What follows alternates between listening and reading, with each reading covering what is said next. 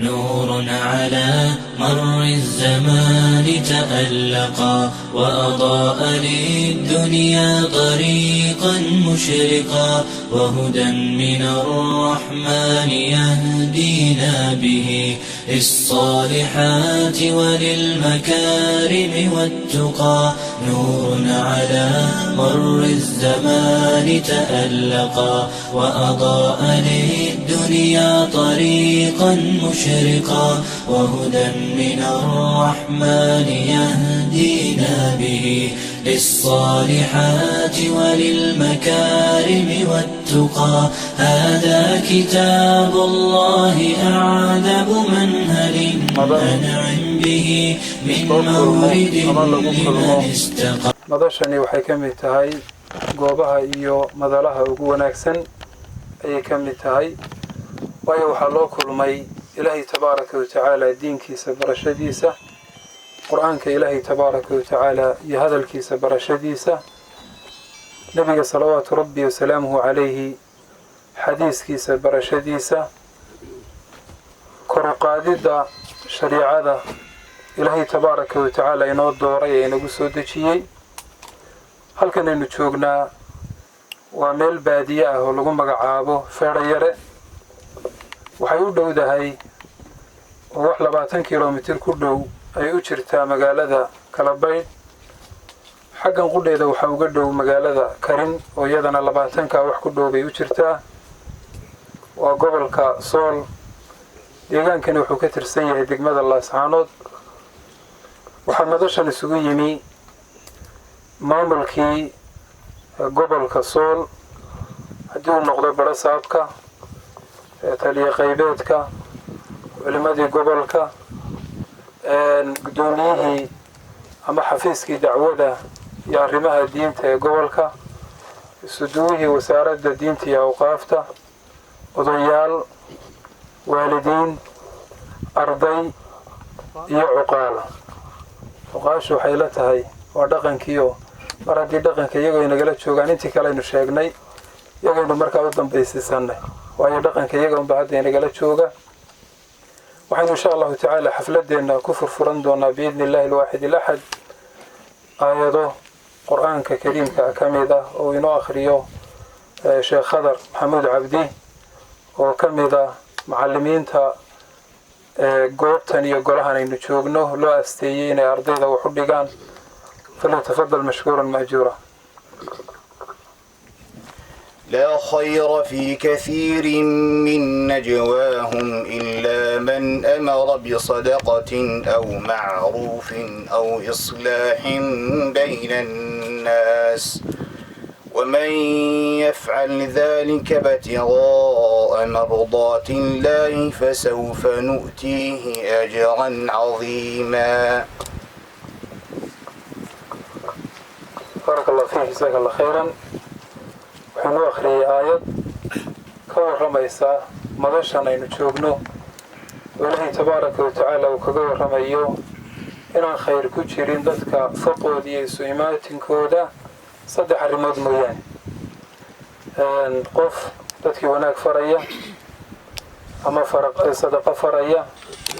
أما إصلاح داد لهشيسين أيو فريا صدح داس أي إلهي تبارك وتعالى أماني صدح دا ميت كميدا بينو هالكا نفردنا ومعروف يوناك بينو هالكا نفردنا كوا كلا قدودنا كما تهجنا مدشان وحين إن شاء الله تعالى كحيجين دونا كلمة موعدة ووعدها وين سينو شيخ عبد الناصر حاج محمد علي شيخ عبد الناصر فرائد فليتفضل مشكورا مأجورا. يا أيها الذين آمنوا اتقوا الله حق تقاته ولا تموتن إلا وأنتم مسلمون. يا أيها الناس اتقوا ربكم الذي خلقكم من نفس واحدة وخلق منها زوجها وبث منهما رجالا كثيرا والنساء واتقوا الله الذي تساءلون به والأرحام إن الله كان عليكم رقيبا. إلهي ومهاسك سبحانه وتعالى هل كان سوكا كان نانتيتو إنه ودنتنا أي تاي سيدنا آخرنا يأدونك إنما وإلى شلهين إلهي سبحانه وتعالى وإلى أبوري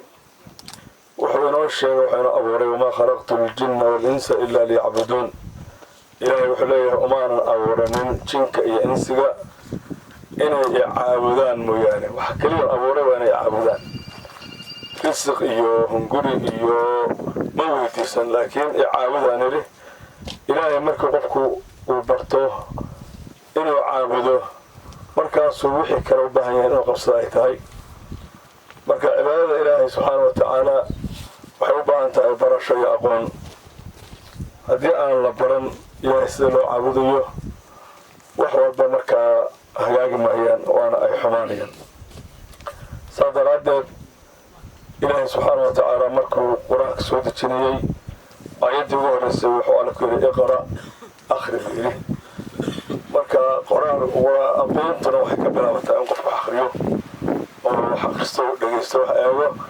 markaasuu qofka aqoon yeelan karaya marka insha allahu tacaala waxaynu kulley u baahannahay qof walba yar iyo weynba ilaahay inuu caabudo sida ilaahay u caabudona si saxa ay noqoto oo ilaahay uu raalli ka yahay oo markaas cibaadad suuban ay noqoto laga yaabo qofku intuu cibaadaysto inuu hadhow maxaan ku idhaahdaa wixii uu ku cibaadaysana ay khalad bahaayeen sida culamada hore ka sheekay jirtay nin in badan tukan jiray oo markii waagi dambe kitaabka safiinaha la baray uu yidhi ilaahu salaadii safiina ka hor ajirka hore waxay ugu cadaabeen marka yani qofku hadduu aanu baran haddee suu doonuu yeelaya diintuna waxa weeyaan nebiga waxaa loo soo diray sida ilaahay loo caabudo ummadda tuso markaasay cibaadada sax noqonaysaa oo laba qodob baa cibaadada loo shardiyaayo inaad horta ilaahay dartii u samaynayso waxaad samaynaysa ujeeddo kale iyo dan kale iyo cid ku raaligeli ama cid ku nacsi aysan ka ahayne ilaahay ku abuurtay ee nafta ku geliyey ku raaligeli midda labaadna nebiga ilaahay kuu soo diray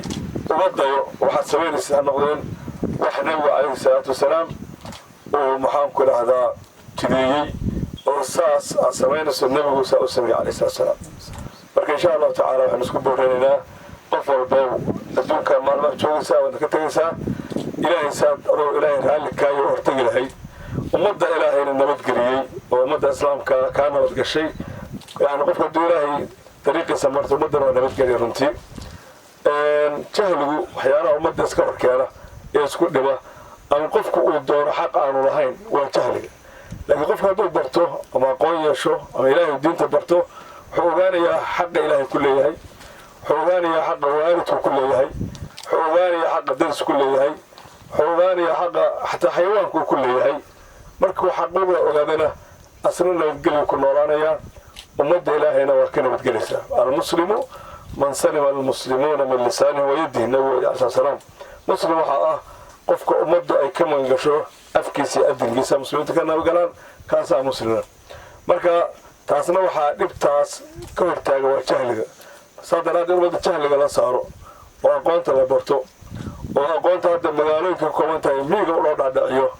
oo qofka reer miyiga inuu miyigiisa ka helo meel wax ku barto waa arrin aad iyo aad u fiican oo dee ummad xilka saaran ummadda ama dowladaha xil saaran bay runtii marka in ummadda aqoonta la gaarsiiyo shirarka iyo dhibaatada iyo qabyaaladda iyo maxaan ku idhaahdaa mukhaadaraadka iyo waxaas oo dhan haddii reer miyigu ay diinta bartaan oo qofku gurigiisa maxaan ku idhahdaa ilaahay barto waxba ma yaraanaya nabadgelyadu soomaali waa reer miyi markaa reer miyigu inay aqoontii diinta ay gaadho waa shay aad iyo aad muhiima insha allahu tacaala dee malaban badiyey ilaahay waxaan ka baryaynaa inuu naga yeelo kuwa garta wuxuu loo abuuray kuwa ilaahay ummadiisa nabadgeliya iyanas nabadgeliya ilaahay naga yeelo bayna ka baryaynaa kuwa ilaahay subxaana wa tacaala si sax u caabuda inuu ilaahay naga yeelo bayna ka baryaynaa subxaana wa tacaala kuwa adduun iyo aakhira guulaysta baa ilaahay ka baryaynaa subxaana rabbika rabbil izzati ammaa yasifuun wasalaamun cala almursaliina walxamdu lilaahi rabbil caalamiin waxaa laga yaabaa dad badan inay isweydiinayaan tolo madashani maxay ahayd maxay daaran tahay ujeedkeedu muxuu yahay odayaal baa jooga dhallinyaraa joogta maamulkii baa jooga maqsuudka aynu halkan isugu nimi iyo ujeeddada halkan aynu isugu nimi iyo danta aynu ka leenahay insha allahu tacaala waxaa inoo sharaxaya haddii rabbi tabaaraka watacaala idmaynu kelmad siinaynaa aabe sheekh aadan weli cabdiraxmaan xuseen falyatafadal mashkuur لله ثم الصلاة والسلام على نبينا محمد وعلى آله وصحبه وسلم. السلام عليكم ورحمة الله وبركاته. وسؤال ويننا وفتقة تليها قيمة بوليسكا قبل كسول جنرال أحمد عبد الله عبدي دعالة إيوه قدوميها قبل كا وديسقو دجان كنسنا مذكرنا يانا وأنا تليها لكن هراي ميدان أرك قدوميها قبل كسول عبد الغني محمود جيرة عبد الغني محمود حاج حسن وإن شاء الله يحرق كلا أضياشا وسودوينينا إن شاء الله تعالى يجنا وحلينا هاي تفضلوا ونمكن يكسروا هذا معمول كواهيدين يدتكني أنت كدب واسدة الشيء وعلى الحمد لله أضبان وقفر حسن هاي قرشها هذا إنه هالكمان أنت يسووني وقرشها عند بس السعودية أنا وين كبضن صدق سنين كلهم دوري سقاشن كيمان فكر أن يسوق نمر والرجي هذا برجع إلى ودي ورجع عن قبل كتشوجين بقى الرجي عن برجع أصلا صقادني إن قرشها جامع عبد الله عيديدي وكمله قرشها برجع أورز ما حد كفرنا الله سبحانه الله فري بانو إصلا صقادني إنت كمية إيجا وحلا كبر ودول كله مركا قرشيه رجي كلا واسكيل اللي يرى هذا رجي رجعن شيرين بقى هذا رسالة بديه مركا أمر رجع وحير يراها لكن رجع يجي وينا أنت كسر خصوصنا أنا كمية قرشيه كمان هارين وحنا هذا قد ذلك إن قرشها مروا الهرجلية قرشها سمحون غنية dadka reer miyiga in laga saaro waxbarasho la'aanta oo qaabka looga saarayo ay noqoto dadkooda in wax loo baro marka qofkii iyaga meesha wax loogu barayaan inay miyiga laftiisa noqoto waayo haddii qofka magaalo la keeno qof waynu naqaanaa qof kasta oo magaalo aynu wax ku barnay magaaladii buu ku sii haray oo wax ku sii baray oo waxbarashadii buu sii wadaya dee cilmiga lagama dhergo marka waa saas oo sii watay nin dhadhamiyo cilmi ma wax laga dhergaayo watay oran jiray kuwa Soomaaliya qaadi jiray marka waa saas oo qofku iska sii wadaya saa daraadeed waxaanu nidhi dadka iyagu miyigooda jooga miyigooda waxa lagu baro oo qofku reerkooda wax baro isaga waxa la fahamsiiyo qaabka wax loo barayaan haddii qof geel loo dirsanayo oo ari loo dirsanayo ay noqoto waxba ku baran maayo sida laakiin dadka in muddo yar loo boobsiiyo duruus boobsiisa horta laga saaro wax akhris la'aanta qorshahaas aad baan u daba socday hadda waxa ugu dambeysay shir ay wadaadadu isugu yimaadeen ramadaantii magaalada Laascaanood boo lagaga hadlayay qaabkii dagaaladii wixii baa dadka soo karay marka dagaaladan saynu ku yareynaa dagaalkii ka dhacay magaalada Ilaahay subhanahu wa ta'ala inaga qaboojiyo deegaanka ka dhacay Laascaanood agteeda iyo xagga doodida baa wadaadadu aad u dhibayay waxay dhahan dadka sidee baynu jahliga uga saarnaa waxaan ku wada anigu markaa qorshihii baan ku soo celiyay marka waxaan idhi qorshaha beriga aan wadnay baan dib ugu soo celiyay war qorshaha la hirgeliyay marka wadaadada tuulooyinkan u dhashay baa marka fikirkii ku baraarugay waxay yidhaahdeen waa inaynu arrintii lafteedii hirgelinaa haddaba dadka waa in wax la baraa oo reerahoodii guryahooda in wax lagu baro marka guriga wax lagu barayaan haddii magaalo dadka la geeyo waa saan sheegay in dadka miyigoodii 3 bilood lagu hayo inta barwaaqada oo naqa la sii raacayo hadda roobka inaga raagay in mar hore la qabtay ahayd oo hadda ay bishii hore ina dhaaftaba laakiin biidnillah hadda dabadaynu qabanay dadka marka 3 bilood waxa laga faa'iideeyaa qofku markuusan meel u dhaqdhaqaaqin qofkii dadaalaya wax baranaya inuu faa'iido weyn ka keeno oo cala aqal markuu dhowr jis oo quraana barto higaada barto far Soomaalida xisaabta barto waxa ka soo baxaya qof la sii baro tarbiyadii cibaadada sida Sheekh Cabdinaasir sheegay qof marka reerka laftiisii iyo caruurta walaalihii wax u tari kara iyo reeraha deriska la waa ka soo baxaya meesha marka arrintii sidii bay aan ku wadnay biidnillah ta'ala anigu markaan idin sheego ololihii dawladda Soomaaliya ay soo saari jirtay dhowr iyo 70 anigoo wiil yara baa waxa la yiri karinta agagaarkeeda waxa la keenay macallimiin miyiga wax lagu baro sidan oo kara sawirad waxa lagu xidhay dhirta hoosteed dabadeedna waxa la bixiyay buug la kala jeexay baa dadka la siinay buug waayo buugag lama keenin kale qofka labadii qof buug baa loo kala jeexay sidan dhaqaalaha ma aragtaan iyo barwaaqadan in arlada ma jirin gogoshanina ma jirin waxa lagu fadhiisanayay boorka iyo dur la soo rujistay marka markii la keenay sawiradii lagu dhajiyay halkan aniga buugagii waa la ii diiday waxa la adu waad yartahay oo lagu ma siinay marka aniga waa la ii diiday anu waxaan sameeyay marka bacda halka lagu qoraano dhulkan ku qora marka ta lagu qorano dhulkan ku qora marka xisaabta koow lagu qoraano dhulkan ku qora walihii walaalaha iyo waaweynaayo oo laga hayo buugta la siiyay nagaga qor wiil yar baa tahay adigoo tii lagu diiday anigu marka dhulkaan ku farbartay anigoo dhulkaan ku farbartay markaan ayda joogo baan waxaan magacayga iyo magaca hooyada iyo awowgay iyo waxaan rabo iyo xoolaha magacyadooda waxaan ku qoraa banaanada aan xoolaha la joogo anigoo sidii baashi faygar farsoomaalida sidii baan ku bartay xisaabtii dabeedna gargaar baan tegey gargaar baa imtixaan layga qaaday wax la farsoomaalida ma taqaano haa baan idhi waxaa laygu yidhi dhulka ku qoray ila markaa lafteeda iyo buuga ma ay keenin maalinta anna dhulkii baan ku qoray waxay dhaha war ninkani wuu yaqaanaa labaad fadhiisiya horta sidii baan labaad ku fadhiistay labaad sidii baan ku fadhiistay marka miyiga in dadka wax lagu baro aniga maskaxda berigaa sawirada halkaa lagu dhajiyay annaga dhulka ku qori jiray waa sidii iigu duubnayd waxaan lahaa war dadka haddii wax la baro waxbaa ka soo bixi la marka weliba waxaa ii fududaaday qur-aanka higaadis ile soomaalidii baan bartay sooma marka higaadii qur-aankuna waa ii fududaatay markaan alamtara marayey qur-aanka anaa gacanteyda ku qorin jiray waa la yeedhin jiray alamtara kayfa qor saasaan u qorin jiray marka loox baan lagu dhigan jiray waxaan uga socdaa waxaa igu duubnaa anigu miyiga markaas rag badan baan ka badiyaayo magaalada miyiga waan imaadaa anigu marka arrin yar baan soo dhaaf gargaar waxaan ka imi anigoo 4 jis iyo xoogaa qur-aanka ka aqaan waxaan u imi hooyaday reerkayaga aabaan umaan lahayn anigu agoon baan aabaanoo 6 jir u dhin waxaan u imi reerkayaga oo aan qof ka tukan hooyaday iyo abtiyaashay oo wada yaalla marka islaal ayeeyaday oo daraawiishtii wax ku baratay baa ka tukan jir marka reerkii baan isugu yeedhay waxaan u bilaabay horta inaan salaada baro markaan salaadii waxaan qaybsiin kari waayay nawaytu usalli farada salaati duhri iyo casri ilaa wax adag bay ahayd moogta wadaadada markaa waa inay bidca tahay lama aqoon laakiin wadaadada waxaan ka faa'iiday iyagoo yidhaahda salaadu allahu akbar bay ku xidhantaa markaasaan dadka waxaan kuri nawaytuda iska daaya allahu akbar ku xidh markaa reerkii waxaan baray salaadii baan ka wada saxay walaalkay huruuso hadda wiil uu dhalayba hadda fadhiyo lagu soo daray wiilasha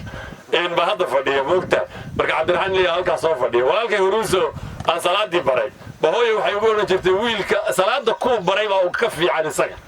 walaalkayga aan salaada baray isaga ka fiicano kan salaada subax la kicima kari maayo isagu markiiba waa boodaya marka salaada u kaas waxaan uga socdaa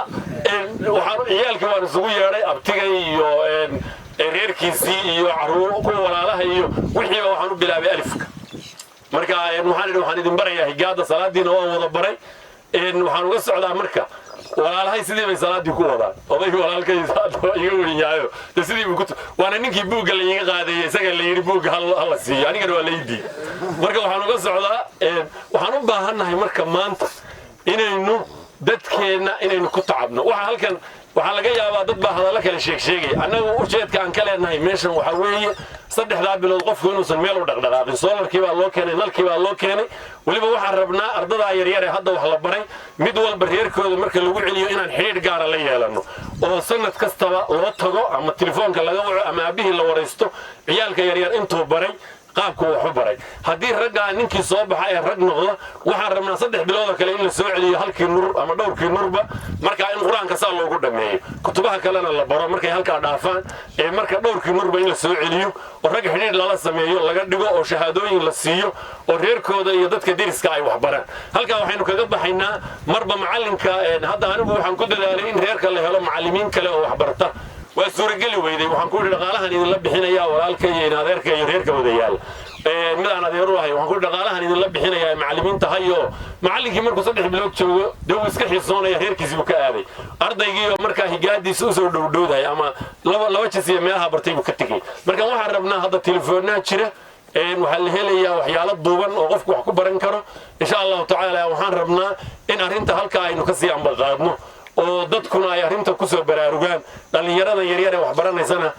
idinku buugagtii baad haysataan maanta sawirad baa wax laydinku dhigayaa buugag baa laydin siinaya kutubtii baa laydin sida anaga silicaan haysta idinma haysto dhulka wax ku qori maysaan inaad wax barataan baan rabnaa insha allahu tacaala si gaarana idinka uga sii wada hadli doonaa hadda shirkii baa inagu furan insha allahu tacaala inaad arrintu intaasunbaa ujeedkeednu ahaa qarash badan baa jiray oo inagu baxay ragga ka qayb qaatay barasaabka ka mida ilaahi subxaana watacaala khayr ha ugu bedelo u duceeyey insha allah isagii raggii kale ka qayb qaatay isagu lacagta qayb buu ka qaatay garaadkaanu ka bilownay markii hore garaadkuna lacagta qayb buu ka qaatay waxaa ka mid ah casoow oo musharax ahaa baa ka mid ah oo isaguna lacagta $1 bixiyey waanu ku nidhi oo idinka lacagta meelaha kaleba ku bixinaya soo dir waxaa ka mid ah rag kale oo muxsiniin ah hawshii waa wadnaa dhaqaalaha إن دت كانوا كورورين هير كدحدس وأنت تقول استعلق يا فبقول عين إلهي رفضوا ذي مرجع حلول ما بس هذا يحسسي وأنت تقول مرجع وحين نودنا إن شاء الله تعالى وهوش أصلا الله بإذن الله تعالى الديوان كان وأود عين الناس يجي جرات كم إلهي هم تضل هم بركة إلى الله وقف وكلام شراء ويجون نقالك هذا اللي يكون ممكن به يجون وأود عين إن خير الله قبض آمين تليهنا ده هوش وانا لسه عد سيني وحنا نكون لي ده أديك هذا تو حلقة يا وين ورا لك يعني كذا كله أديك وحنا نكون دي بيدنا إن أضمن أديك حفلة أتكاها تمر خاتي وحنا نمشي كذا وانا إن تشوف تاني برا سامكوا إن شاء الله تعالى أنت مركا أنت أصلا هوش هيد حق دقالها ذاك غير راشين بانو قصة كورني وني راشين نسية وانا ودنا قرشي إن إسبيسدا نفنف كاريجا وحنا نريجا كينا سي ugu noqdo hilib iyaga waxaan qof walba neef ariga ku soo dar laakiin anagu buugagta iyo kutubta iyo sawirada iyo dirmooyinka iyo barkimooyinka anaga keena iyaga laakiin waxaan ku niri marka qorshe kale jiro rag ay nagu kordhiyeen rag way yiraahdeen nin walba hal irmaan ha keeno laakiin waxaan wardoorka waa la inaga shakisan yahay hasha irmaan doorka dambe inuu ka dhigi doonaa insha Allah doorka dambe idinku hadda cidlaad ka qaadateen neef ariga doorka dambe ninka waxa lagu shardin doonaa inuu neef ariga soo kaxeeyo hal irmaan keensado insha Allah ta'ala marka la dhadhamiyo macaanka markaas insha Allah dib soo arki doonaa oo shaki weyn naga baxo ilaahay inoo fududeeyo insha Allah idinkana waxbarashada Allah idin fududeeyo السلام عليكم ورحمة الله وبركاته. جزاك الله خيرا كنبدأ قيمة بدن إلهي تبارك وتعالى والدك ميزانك حسناتك الله وقدره. كلمته وسكبدن دونا إن شاء الله تعالى لكن أي بين تشوفنا وحيلتها أي ما أنت شانس بينه هاي السنة وقت بالسوق بحي ولا صهري فقر هذا صور صفرين لكن هل كان هذا شغين وتعالى وانتهين ما شفتوا كلمته وسكبت صندوقنا دي ربي تبارك وتعالى ويدمه وإن شاء الله تعالى كلمة اكتسينا إن ونلجوا قدوميها دعوة مؤسسة كرم شيخ جامع ياسين ورسمه فليتفضل مشكورا ماجورا. بسم الله الحمد لله والصلاة والسلام على رسول الله. إلهي بقى مهد له الله مهدي كذب حنو مهد علني أرمان كسوق القلياش وراها كان مامورك قبل كفر صعب كتريها قيبتها عقاش وشيخ عاقل وغوريو علماء خيارته العرضية هذه ونقول فرحسنا كسوق القلك كلن كان حقيقي شرفته بدن وقيمها له وقارك ونوع قار عصوب وحبرشه وأنا قلنا يو قبل كسولي أجر ما هي سومالي ده بينو نقول دونه تصار الوجود ده علماء الصومالي اللي وقارسين النبي بيلا شوي بدأ علماء الصومالي وقارسين أنت كسدان الله برا دين مرة ويتو إنه سلاف شيخ وشيخ الشرف لو لا سعانو للجوي أنا طبعا كور هناي ما له ويتو عرولي أنا شو من نباشة و نوان علماء iyo macallimiinka adeegaano nugaashaas oo ilaa 40 magaalo ilaa cirgaabo wixii ka soo rogan ilaa xalin ay ugu baalayso yaa waxa laga dooday warheeda dadka magaalooyinka waxba cilmi baa ka agdhow oo culimadii iyo cilmigii iyo farbadan yihiin ummadii baadiyaha deganeyd see wax loo baraa markaasaa sheekh maxamed xaliike fikradan in la damacsan yahay ka sheekay oo yiri hadda bal halkaas aynu ku bilaabaynaa marka waa la wada sugayo bal horta sida ay fikradan noqoto yaa meel kasta la rajaynayaa in la tijaabiyo fikrad aad u qiimo badan weeye waa inuu hirgelaysaa insha Allah ta'ala in dadka wax la baro oo cilmigu faafo ummadeena waxa dib dhigay oo qabyaalada daroogada iyo maxaa la yiraahdaa dadka yaryar ee xoolahooda baadiyaha ku raacanaya waxay la ildaran yihiin qabyaalad oo gobolkan dagaalo iyo dhibaato badan iyo mukhadaraad hagardaamo iyo waxaana jahliga keenay inay ka yaraa markuu soo kaco ku ilqaadaya waxa soo iska galaya cilmi ka haga oo ka toosiya malaha culimadii waxay wax gaarsiin karaan wixii magaalooyin iyo masaajid isugu yimid laakiin reer walba wax ma gaarsiin karaan laakiin tani waxay fududeynaysaa nimankan hadda la soo ururiyo ku dhow tiradoodu waa kooban tahay reer walba laga keenay laakiin ninkiiba wuxuu ku filnaanayaa degsiimo meel taala iyo ku filnaanayaa oo reerkooda waa dhaafaya soo ma garan dadku haddaan wax la barin oo aqoon la barin oo cilmi loo sheegin iyagii xoolaha ay wataan waa isku mid inay iyagii xoolaha wataan isku mid yihiin wax badanaysa isdhaamin waxaynu ugu daliila wixii waddanka ka dhacayay deegaanadeenna oo meelo cidlo ah inay 20 nin iyo ku dhintaan iyo kaba badan dee soo garan marka in cilmiga la faafiyo culimadu waxaan is leeyahay tallaabo aad u qiimo badan oo laga faa'iidi doono oo mudan in wax lagu bixiyo waliba dadka wixii wax heli karaya wartana ugu dhowban is leeyahay meelaha daacadda ah oo ilaahay xaqiisa banaanka ilaahay quraanka lagu baranayo wax kale aan la xiriirin malaha waxaan niyadda hadda soo dhacsi wax lagu bixiyo malaha waa meelaha ugu qiimaha badan soo ma garan midna waxaan xasuusinayaa dhalinyarta wax baranaysa horta fursad fiican baa haysataano aad u qaali ah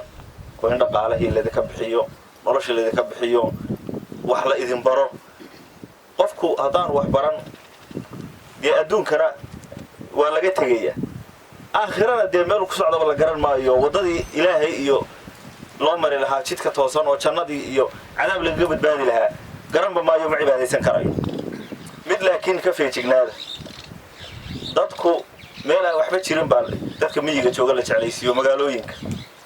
waxba ma yaalaan hadda dadku kuwii naga tegay oo Maraykan iyo Yurub galay xitaa hadeerto waa aragteen waxay ku soo noqdeen inay geel iyo ari iyo loo dhaqdaan bay ku soo noqdeen oo waxa la ogaaday qiimaha dhabta ah inuu yahay dhulkeena iyo xoolaheena iyo tabcashadiisa taasaa qiimo leh in markaa raggu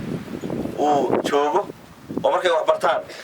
xoolihii iyo dadkii iyo ummadii ay tacab geliyaan iyagoon baa la isugu imanayaa taana waa ku boorinayaa oo meel aan waxba jirin oo magaalooyinka ah oo shaqo la'aan taalo oo hanti la'aan dadka magaalooyinka dee markay saas oo kale raggu yihiin hanti ma haystaan laakiin inamada yararka ah hadda hanti oo leeyahay baa laga yaabaa hooyada iyo aabud marka laga yimaado reerka xooluhu ku leeyahay hadda hadduu guursadana hanti la madax bannaan buu noqonayaa sama garan marka magaalooyinka waxa sameeyay yaalaan raggii waa weynaa jaamacadaha ka baxay oo 20 sano wax ku dhow afar dugsi hoose iyo dhexe iyo sare iyo jaamacad wax baranayay baa markii jaamacadii dhameeyay iyo soo jira waxa lagu leeyahay shaqo ma haystaan xagee shaqo looga raadiyaa hay'adaha loo baryo dawladdu ha soo shirto shaqo la'aan baa laga cabanaya dadka baadiyo waxa ma qabaan shidada ma qabaan xoolo iyo hanti iyo mara shaqo iyo waxa la yiraahdaa taasa shaqo oo hanti ah taana waxa ku barinayaa qiimuhu wuxuu yaalaa deegaanka iyo dhulka iyo hanti aad ku nooshaa ayuu yaalaa adduunka lagama helo dhulkaas ka cidlada xoolaha iska fudud la helayo magaalada hadda tagaan helimaysa gaajayta ku dilaysa inaad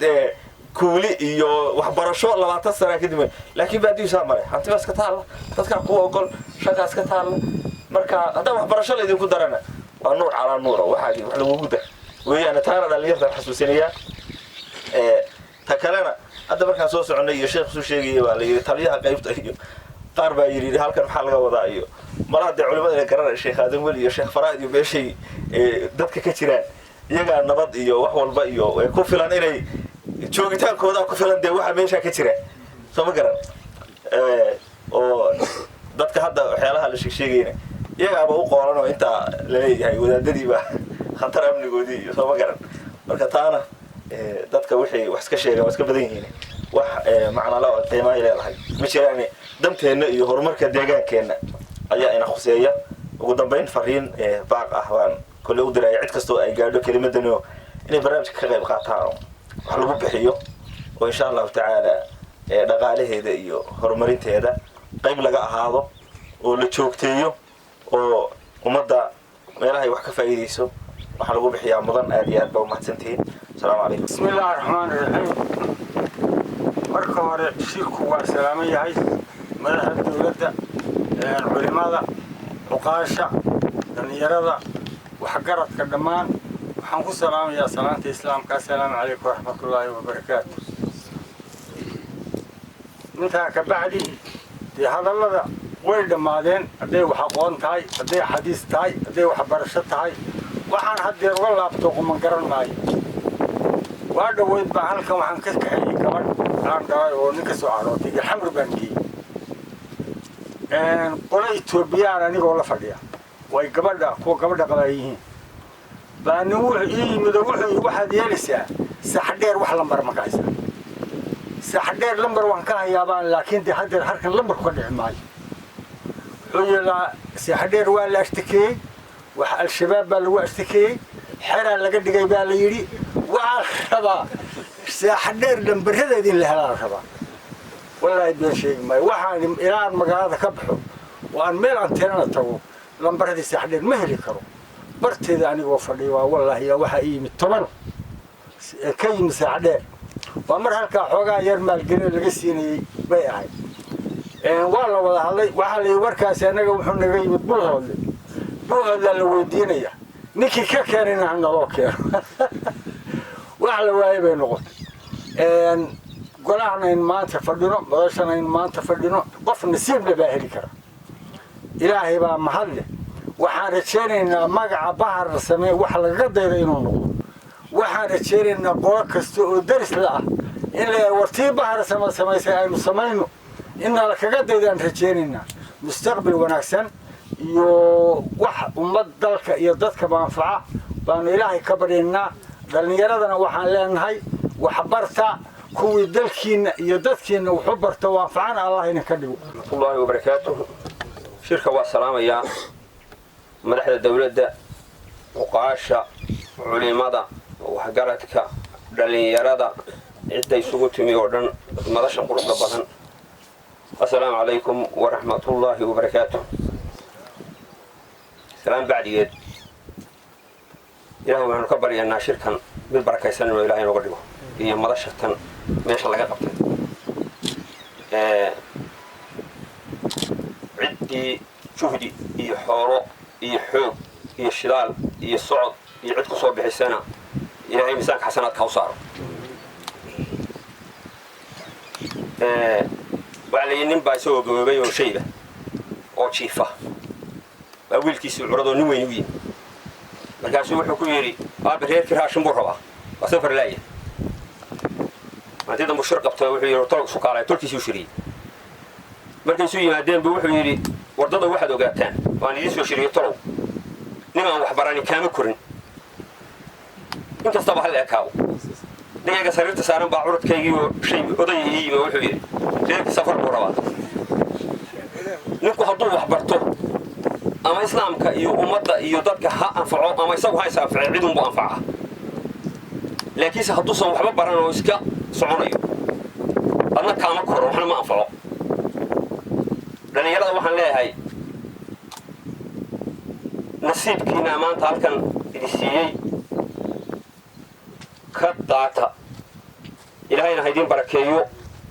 kuwa dadka anfaca oo waalidka anfaca oo dadka anfacana allah idinka dhigo waxay la tahay reer miyigu ololihii dee sheekh aadan ka soo sheekeeyey oo kale geed hoostiis wax lagu barto oo aan ahayn reer gurigiis iyo waxaa maanta un baynu haddeer aynu soo gaadhin halkan dadka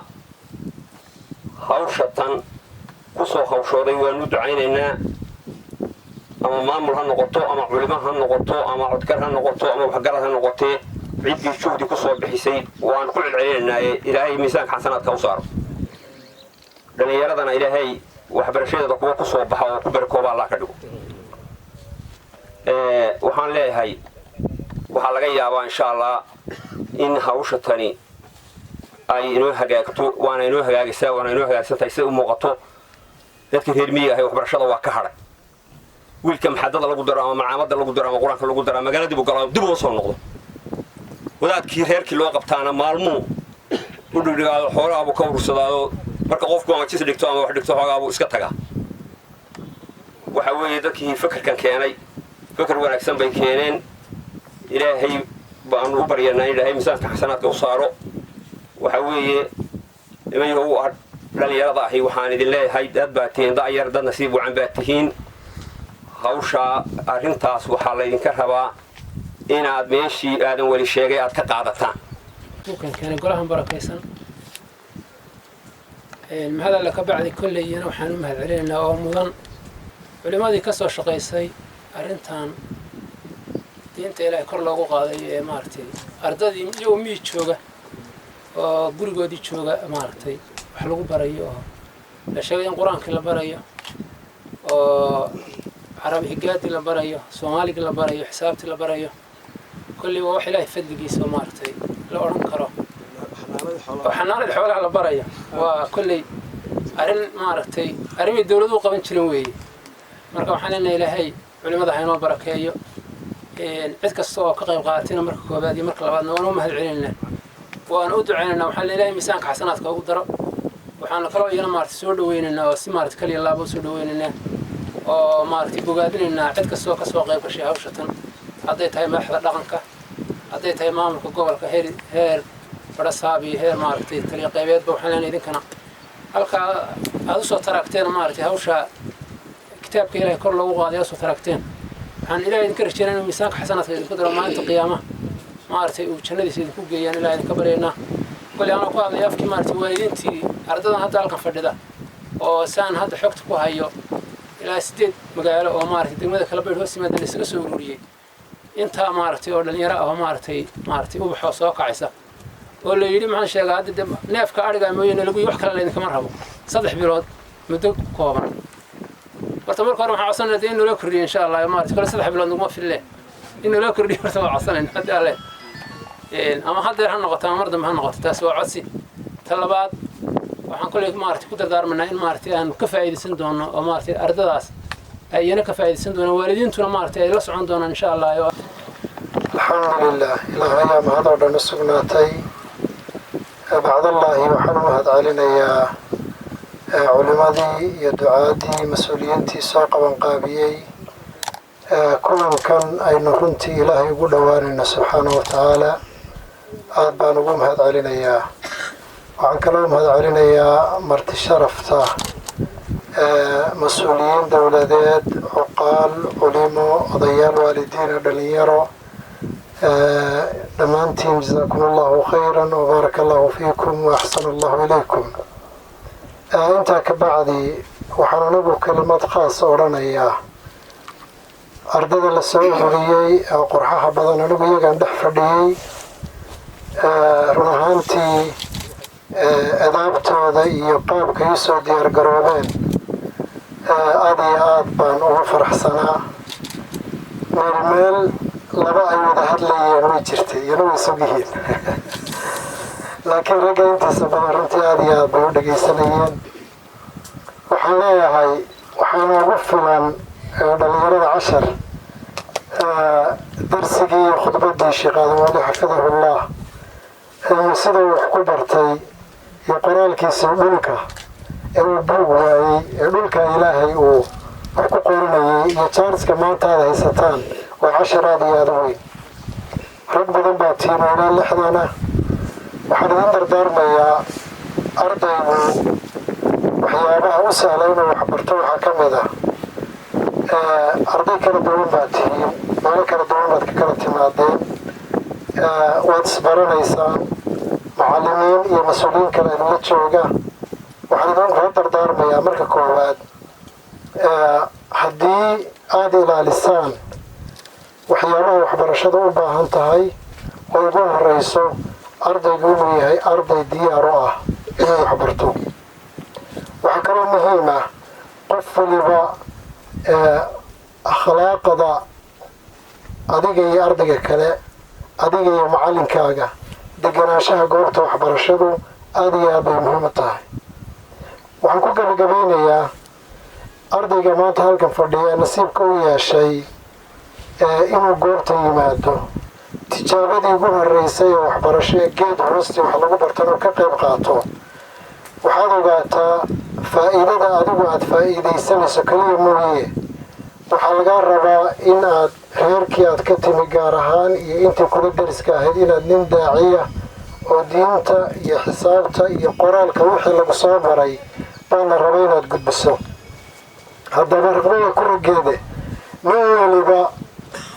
waa la kala ficnaanayaa xaqiiqatan waxaana lagu kala ficnaanayaa qof waliba juhdiga iyo dadaalka u bixiyo marka nin waliba waxaan odhan lahaa ha noqdo oo isku dayo inuu noqdo ninkii ugu fiicnaayo meesha ka baxa sheekh muuse kelmadda qiimaha badan miisaanka xasanaadka allah ugu daro kelmadda labaad qurba joogteen iyadana siin doonaa waxaanu siinaynaa insha allahu tacaala sheekh axmed cabdiraxmaan xuseen falyatafadal mashkuuran maajuuran السلام عليكم ورحمة الله وبركاته. قدوميها قبل كا تليها قيبتا مسؤول كدعوة عقاشة علماء دينك ارتشرف تكله أرضاً قروح بين اللي يرضى هي اللي سوى شيء مانتين وانا سلامية قلبي جموجي وانا سلامية انت اكدب كنت قاعد بان ugu faraxsanahay ka soo qayb galka halkan aan ka soo qayb galay anu qurba joog may Musa qurba joog yani 5 sano 2 sanadood baan maqnaa markii uu soo noqday kelmadayda koowaad horta sheekhadan wali baan ka daba tuurayaayo markuu isagu dhulka wax ku xariiqi jiray anu dhigtaan ka dhigaysan jiray ma ka yara ma dhigaysan jiray waxaan idin sheegayaa intaan xafiday alifbeetadii iyo say u qormi jirtay iyo say u kala horeysay oo buugtii aan ka daawan jiray kuwa way ku soo qoran jireen anoo aqaan ba gargaarkii la geeyay sheekha waan ka sii horeeyay dhowr bilood baan ugu horeeyay dhalinyaro wuxuu yimi anigu wax qori kara oo ana baadiye taadiye jaadi dawladana 2 bilood baan fadhiyay 3 bilood baan fadhiyay markaan 3 bilood joogay baa labaad la geeyay ana 4 bilood waxaan ka badnay yani waxayna tartay waa aydii cidlada ahayd ee baata jaadi la akhri jiray baana dhakada ka sii qaybay qoraalkii baan daawan jiray sawirkii wuxuu igu qaatay 4 bilood meelaha waxaan ka badnay inaan sawirkiina keeno dabadna waa la iga kaxiyay ulad quraankana waxaan ku dhameeyay baadiye waxaan igu dhameeyay sheekh aadan wali oo wiil yar ah khamiistii jimcaha baadiyaha igu imaan jiray 16 sano aqaan baan magaalada ka soo baxay baan u malaynayaa 14 kale khamiis iyo jimce uu isagu ii yimaadaan ku dhameeyay waxaad garanaysaan markaa sidii qofku waxa uu niyadda u hayo uga midho dhalin karo kelmadayda koowaad marka dhalinyaradan la hadlayaa Musa igu horeeyay hal kelmad baan idinku daba tuuray qof walba fikir baa kugu jira waxbaad ka fikiraysaa waxa laga yaabaa walaalinay qaadka cunaan idinka waaweyn inay sigaarka cabaan in aabayaashiin qaadkiin qayilaan in aad mar uun ku fikirayso tan sigaarkan ma eegtaa tawqaadkan muxuu yahay tolnaad waxa inaad ka fikiraysaan baa laga yaabaa tuura tabaakada halkan la geliyo waxa inaad ka fikirtaa ama qaarkiina dhadhamiyeen baa suurta kala hataayo ay yara eegeen waxa maskaxdiina maanta ka saara waxaad ku bedeshaan culimada quruxda badan iyo madaxda idinla joogta waxay ku gaadheen halkaa waa aqoon iyo waxbarasho iyo balwad la'aan iyo wanaad han yeelataan wey hankiina kor u qaada asxaabtii rasuulka calayhi salaatu wasalaam ridwaanullaahi calayhim cali bin abi daalib 12 jir buu ahaa cabdullaahi ibnu cabbaas aad maqasheen ninkii loo bixiyey xabru haadihi lumma yani badda cilmiga muslimiinta ninkii ugu aqoonta badnaa iyo cali bin abi daalib iyo cabdullaahi ibnu cumar iyo waxaasoo dhan weli yaroo ninka la leegbayeen markii nabigu calayhi salaatu wasalaam uu dacwada bilaabay 12 jir 13 jir 17 jir asxaabta wax da' gaadhay oo weyn abubakar iyo baa ku jiray waa tirsanaayeen dhalinyaradii iyagoo 15 jir rag nin baa jiray 7 jir iimaamku ahaa oo maradu ka dhacaysay isagoo yaroo marba ay maxaan ku dhahdaa marada dib u celinayo dabadu qaawismaysay caruurnimo wuxuu ka qabo haddana quraanka isagaa dadka ugu badiyo iimaan buu ah idinkaa laydinka rabaa in halkaas soo gaadhaan han baa laydinka rabaa han 3 bilood maxaad u diyaartaa inaad meeshan kala tagto maxaad u diyaarta waxa aad kala tagtaa haddaanay kuu diyaarsaneed kala tegaysaa waxba gaadhi maysid markaad wax kala tagto maxaa kuu diyaarsan inaad gudbiso yaad rabtaa inaad soo saarto yaad rabtaa inaad wixii lagu baray u gudbiso intaas sheekh Musa idin kala dardaarmay khayr Allah idin siiyo culimo idin waxay dhigi doontaan mudarrisiin baa idin la jooga kelmadayda labaadna waxaan ku oranayaa mudarrisiinta waa kelmadda aan soo kacay waa macallimiinta murabbi markaa tahay qofkan aad wax u dhigayso alifka iyo ba'da iyo ta'da waxa ka qaalisan shakhsiyadda qofka aad dhisaysaa ka qaalisan shakhsiyadda qofka inaad dhistaa laga raba wuxuu waa caruur aad haysaa dabiicado kala duwan bay leeyihiin guyo kala duwan bay ka yimaadeen waa kala duwan yihiin qaar baa xanuunale hadday rabaan qaar baa habeenkii istelela qaar baa si kale macaytay qaar baa cuntada qaarkeed yacni siyaabo badan baad caruur baad gacanta ku qabanaysaa waa inaad ilmahan ugu tala gashaa inaad qofnimo u dhisto ku tala gashaa oo waanisaa oo waalid u noqotaa waxaan weydiiyey nimankii lixdamaadkii ingiriiska iyo wax baran jiray baan waxaan la yaabay odayaal kulli ingiriis iyo carabiga ku wada hadlay waxaan ku niyo say idinku suurta gashay in qof waliba labadaa luqadood yacni siday tahay ugu hadlo waxay dhaheen iskuulka markaanu soo gallo xaydaan baa jiray dhagax ku miirsan yahay dhagaxa markaad ka soo tallaabsataa luqadda soomaaliga kuugu dambaysa mamnuuc bay ahayd qofkii luqad soomaaliya laga maqlo isagoo ku hadlayo aan ingiriis iyo carabi midun ku hadlaynin dhagax baa dheg lama dilayo wax kale laguma samaynayo dhagax madow baa loo dhiibay xajar al-aswad baa loo dhagax madow baa loo dhiiba waa ceeb markaasaa waxaa la odhanayaa dhagaxii madooba hebel baa haya ardayoo dhammi waa ogta qofkaasi wuu ceebaysan yahay markaa maxaad sugaysaa qof soomaali ku hadlo waad isaga dhibtaad gaadaysaa weligaa waxaad ilaashanaysaa qof mar uun soomaali ku hadlo aad tidhahdo khudhaa tidhahdo waad u dhiibtaad ilaashanaysaa markaasay waxay kugu qaadanaysaa inaad 2 bilood dhagax adigu keligaa sidoo qofna soomaali ku hadli waayo markaa waad ceebaysan tahay waxaad ku caayan tahay khalad baad gashay madrasadii ka gashay wax mamnuuca baad samaysay dhagaxii madooba halkaa kugu jira ma qarinna maysid waad haynaysaa ardayda dhexdeed ilaa aad wax kaa qaada hesho يعني عقابته وين النقطة أرضه وين اللي قفنا وين على طاولة الشيس لكن عقابته وين النقطة نوع عصو كلا لمدة مثلا قفك خلط قلم بحال لقول عقابية وينه خير لي وعلى لقول عقابية جلسة النوع عصو إنه كم قراضه أما إنه حافظ صوب جره إنه شاه كريه إنه يقول كفيقه إنه معه وين عقابته النوع كلا النقطة أو قفك ودريمه إنه خلط قلم وإحنا نلوقيسن waxaan kaloo idin kula talinayaa meesha aad u korbaxaysaan ama meesha xageebaha ka caagan oo lagu kaaji karin way jirtaa xuduud halka inaad ila fadhiisato meesha deegaan baa laga rabaa waa lagu soo noqnoqonaya xageebaha ka caagan in lagu kaajo xageebaha u astaysan nidaamka weyn aad barataan ee qaanuun baa laydin dejinayaa weyn macallimiintu qaanuun keenan idina waynaad raacdaan qofkii qaanuunkaa jabiya ciqaab buu yeelanayaa ciqaabtu maxay noqonaysaa macallimiintaa qarinaysa waana ciqaabaan dilliinhayn wey waxaan ku soo gabagabaynayaa oo kelmad dheer yani mudarrisku ama waxaan la dhaho duruqu tadriis ama way of teaching wax weyn wey wax aad rabaynaysa la raba inaad toosiso waa qof geed maaha neef xoolaana maaha qofkaasaa la rabaa berri hana isku dayn had iyo jeer aale macallinow sida aad adigu tahay qofka inaad ka dhigto ilaahay baa ka dhigi kara waxaa laga yaabsan garashada intaa la eg aad ka adigu wax u gudbi laakiin sida uu noqonayo iyo sida waxa aad rabto anigu macallin baan ahaan jiray wax ka dilin badnaa waxaan isku dayi jiray sida aan kelmadda ugu dhawaaqayo inuu ugu dhawaaqo arday wala inuusan ku dhawaaqi karin moogtahay oo carabkiisa kelmaddaaba soo saari karin waxyaabaha waxbarashada wuxuu dhimay ka mid tahay arrintaas wuxuu dhimay ka mid tahay waqtiguna waydinku yar yahay dadaal fara badanna waa laydinka rabaa nasasho waa inaad heshaan saacad carruurtu maskaxda qofka baniaadamka iminka haddii lagu halkaa eeg 3 daqiiqo haddaad saa u eegto indhuhu way ku daalayaan maskaxda baniaadamkuna waa la mid وين يشرتها هالكي ساعة واحد أقول طلق قشين سنة تكون ياها نقط إيه لما رجعوا سنة لتكمل لما ساعة لتشوجبه لما رجعوا سنة لتكون ياها نقط واجب يعصي بنان كي تأتي ديسان هتر تمين هالأرطان شيء 8 دقيقة وقبتها هالصور نقدين هالفريستي بس قاعد ريفرشمنت يلا فريش يسوي فريسان يسا عشان كي قفك قوتك أنتوا أردا يوجرنا يا دبنا وصور نقدين يسوي عادي وقص الله بنيه وين مركب وصوت توري وصوت توري مركب برنامج شنو عسى اللي ذكرها أو أردا حكوا بريسان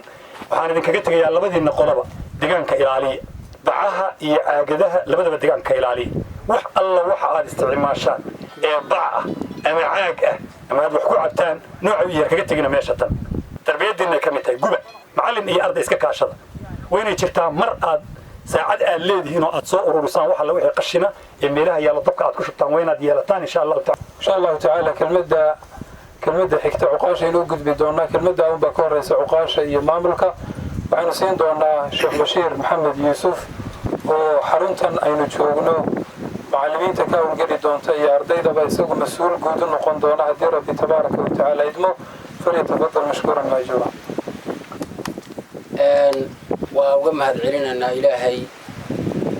mahadcelintiisa kadib ilaahay baa mahad ku leh sukeenkeennan iyo sumaatinkeennan iyo suuragelinta uu suurageliyey isagu waxaan oo dhan in la isu keeno ilaahay baa ku mahadsan aynu ku mahadinana ilaahay baa arrintaas suurageliyey aan ku mahadinana ilaahayna subxaanahu wa tacaala sida uu inoogu suurageliyey ee ay inoogu qabsoontay maanta aan halkan ugu soo gaadhnay ilaahay waxaynu marti uga nahay oo ka baryannaa oo ka codsanannaa inuu ilaahay subxaanahu wa tacaala inoo taam yeelo ilaahay waxaynu ka baryannaa inuu inooga dhigo cid waliba acmaasha la qabtoo dhan ee fara badan ee ilaahay loogu dhowaado waxaa laga yaabaa qofku wax yar oo ka mid ah oo uusan dareemi karin inuu jannada ku galo intii kaloo dhan inta la qariyo waayo markaad eegto axaadiista rasuulka calayhi salaatu wasalaam waxaad ku arkaysaa ninbaa laan ka jaray geed meel ku yaalla la mari jiray oo jannada ku galay ninbaa ay waraabiyoo jannada ku galay iyo wixii la mida midbaa masaajidka fiiqi jiray oo janno ku galay camalkan dhammaanteen inteennaa ka soo qayb gashay iyo inta wax ku bixisay iyo inta maxay ahaytoy ardayda soo dirtay iyo inta taageersan ilaahay subxaanahu wa tacaalaa iyo inta jecelba ilaahay waxaynu uga baryaynaa camalka janno ina geyn lahaa ee ilaahay subxaana wa tacaala uu inoogu gelin lahaa ilaahay ha inooga dhigo innaguna dhammaanteen arday iyo aqoon-yahanba aan niyeysanno camalkan ka shaqayntiisa iyo imaatinkiisa iyo wax ku bixintiisa wax lagu bixiyeyba hadal baa lagu bixiyo kharash baa lagu bixiyo socod baa lagu bixiyey inaynu ilaahay ugu dhowaanaynana aan wada niyeysanno insha allah hadda iyo mar kaloo aynu samaynaba markaan intaa kaga baxo ciddii la waanin lahaa iyo ciddii wax loo sheegi lahaaba waa loo sheegay intii horena ma dhaafinayay raggu ay sheegeen marka ugu horraysa annagu haddii naloo magacaabay mudarrisiinta ama macallimiinta joogasa meesha nalagu sheegay oo aan runtii naloo doortay dee waxay la tahay axmed baa nala hadlay oo aad iyo aad runtii weliba noogu taagtaagsaday marka waxaan u malaynayaa waanaba ka sadroonayde inuu sir iyo xog naga hayeen waa wax dhici kara marka taa horta iyada waxaan leeyahay insha allah waa dadaali doonaa waxaanuna rajaynaynaa in aanu ilaahay idankii wixii aanu qaban karno aanu qabanno insha allah waa isku dayanaa haddii alla ka dhigo waana ka duwan tahay meelihii aanu wax ka dhigi jirnay iyo dalkaanu la noolaan jirnay oo waxay kaga duwan tahay haddeer ardadii magaalada haddaan la joogno intaa maynaan fadhigi kareenba maba fadhigi karneenba yacni waxa weeyaan dadka miyigu way ka wanaagsan yihiin dadka kale oo waa ka ixtiraam iyo xishood iyo maaragtay akhlaaq badan yihiin aniga naftigayguna reer miyi baanba ahayba waad aragtaanoo dee saaka annaga iyo iyagu isku lebis baanu nahay oo waan usoo lebistado waxaan tiri raggaagii baaba saaka aad ku biiraysaa waa inaad isu ekaysiisaa marka runtii insha allah wanaag baa ka soo bixi doona saan rajaynayno ilaahayna waxaan ka baryanaa inuu ilaahay uusan nagu kashifin ayaan ilaahay ka baryanaa idina waa noogu ducayn doontaan ardaydana waxaan leeyahay sheekh aadan weli baa tusaale inuu ku filan xilliga laga sheekaynayo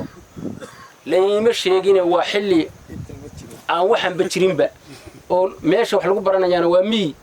waxa la baranayana waxay ahayd af soomaali maaha qur-aan iyo diin iyo wax ilaahay loogu dhowaadaba maaha waa af soomaaliga qor oo baro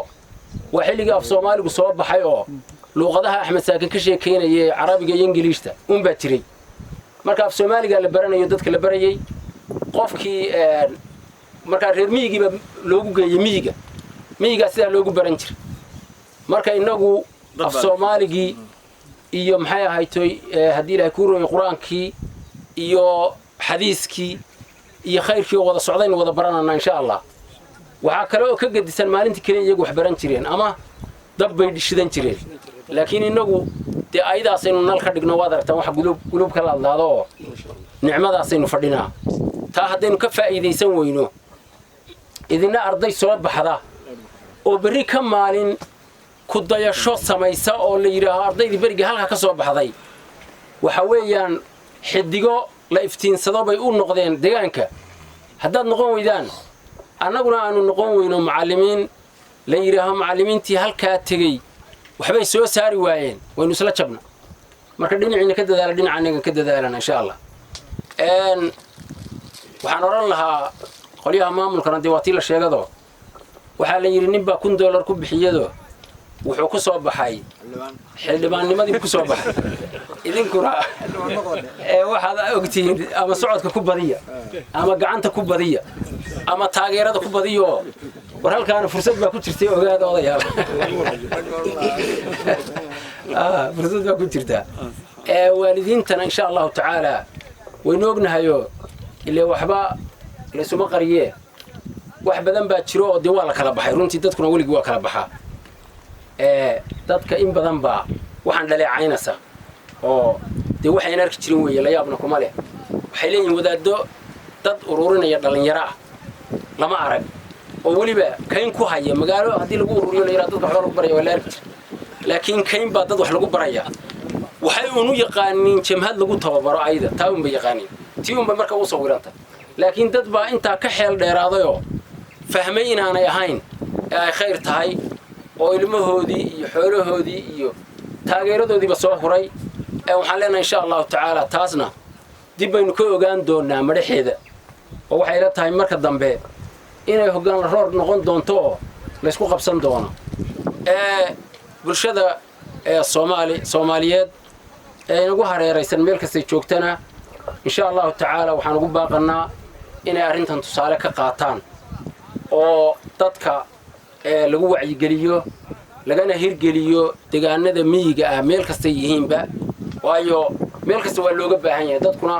waa isku xidhan yihiin waa isku mid weeye waana isku dan waana isku duruuf marka insha allahu tacaala tanna ilaahay idankii waxaan rajaynaynaa markaa inoo dhammaato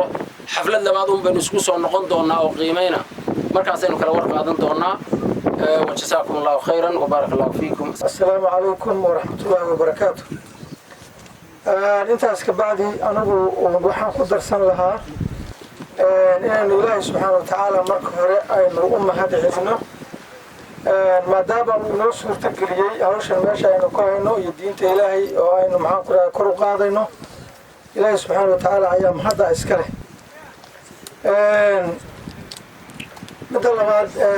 masaakin baa kolley dee isku fiil baan nahay kolley macallimiinta iyo ardayda in la yara hadlo baan doonayay laakiin isaga iga horarsaday laakiin hal mid waan ku daro waxaa la yidhahdaa ardaygu muxuu wax ku baran karaa ardaygu wuxuu wax ku baran karaa afar qodob bay culimmadii horaa oran jiray waliba dee duurka iyo qalinka iyo looxa wax ku bari jiray waxay oran jireen marka ugu horreysa waa in la helaa macallin qaari ah ardaygu wuxuu wax ku baran karaa in la helo macallin qaari ah qodobka labaad in la helo arday qaylo dheer marka koowaad in la helo macallin qaariya talabaad in la helo arday qaylo dheer oo hadda magaalada waxaad ku arkaysaa arday qur-aan akhriyaya oo misna maxaan ku idhahdayy waxaa laga yaabaa inaad aragto arday qur-aan akhriyayo qur-aankiisii aan la maqlayn ama macallin laga yaabo inuu arday qur-aan ka dhageysanayo aan macallinkii markuu ardayga qur-aanka u marayo aadan codkiisaba macallinkii maqlay ama ardayga aadan maqlay ardayga qur-aankii ma shadayaa ma madayaa yacnaha maxaan ku idhaha tajwiid ma ku akhriyayaa la garan maayo marka haddii la helo macallin qaariya arday qaylo dheer waxaan filayaa labada kale ee meesha ku jira culimada ugu jirta in la helo hooyo qalqaalin og waa qodobka saddexaad in la helo hooyo qalqaalin og marka waxaan leeyahay hooyadii qalqaalinka ogeyd dee culimadaa meesha ugu jira maadaama ardaydii la xareeyey oo ardaydii maxaan ku rahay meel ay ku jiraan cidda toosinaysa ee qalqaalinaysa ee odhanaysa cadayda ee odhanaysa qubaysta ee odhanaysa maxaan ku rahdaa macaamada u kaca ee sida wanaagsan loo hadlaysa waxaan leeyahay waa sheekh bashiir iyo raggiisa wey waa hooyadii qalqaalinaysa wey hadda meesha hooyada yacnaha bashiir iyo culimmada kale ayaa meeshooda u jooga waxaa kaloo ku xigay in la helo markaa wasiiladii wax lagu baran lahaa qalinkii duurka iyo looxii waxaan leeyahay buuggii iyo qalinkiina dee waa loo hayaa inta haddii laysla helo waxa weeye ardaygu waxbuu baran karaya marka insha allahu tacaala waxa inagu aynu doonayno hadda ina soo karayna waxa weeye dhibka ina haysta baynu leenahay maxaan kaga baxnaa dhibka ina haysta waxaan kaga bixi karnaa inaan wax baranno yacnaha reer hebel baynu nahay ama isku meel baynu degnaa ama isku qabiil baynu nahay ama waxyaalaha dadku ay isku kaalmaystaan dadka laguma bedelo waxaa wax lagu bedeli karaa waxbarasha wax lagu bedeli karaa marka waxbarashadaas insha allahu tacaala waynu haynaa halka aan kasii wadno insha allahu tacaala waxyaalaha markaa hadda dadka xoogaa maadaama mashruucan uu cusub yahay waxaan rabaa ciddii difaaci lahayd haddii la helo cid maxaan ku idhaahdaye dee si xun wuxuu sheegaysa cidda ugu horreysa difaacaysa waa cuqaasha wey waxaa kaloo ku xiga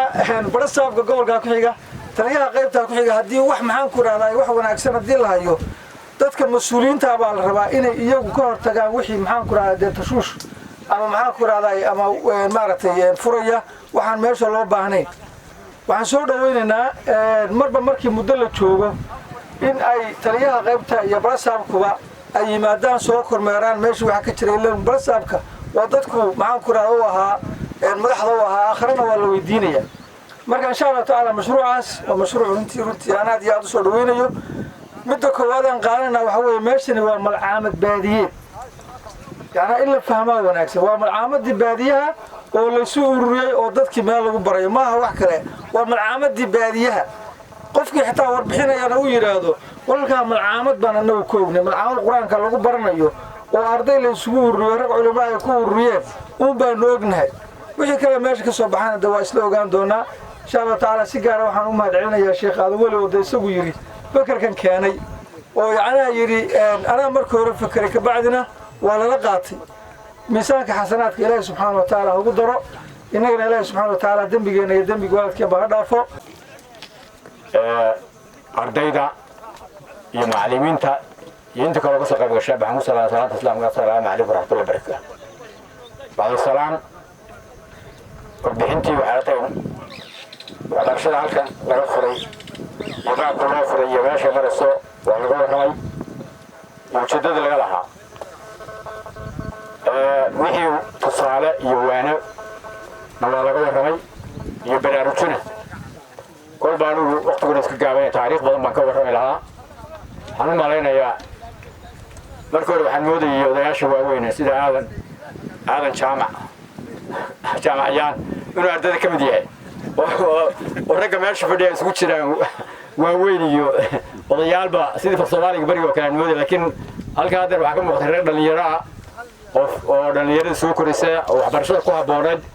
in halkan waxbarashada loo furay baa ka muuqata inta kalena ay yihiin waalidiin iyo waxgarad ka soo qayb galay alxamdulilah rabbilcaalamiin wax ilaah loogu mahadiyo marka ugu horrayso cidda soo qabanqaabisay hawshan culummadu ugu horrayso iyo ciddii dhaqaalaha ku bixisay waxaan leenahay ilaahay khayr ha siiyo ajarkana ilaahay ha u laban laabo baan ilaahay uga baryanaa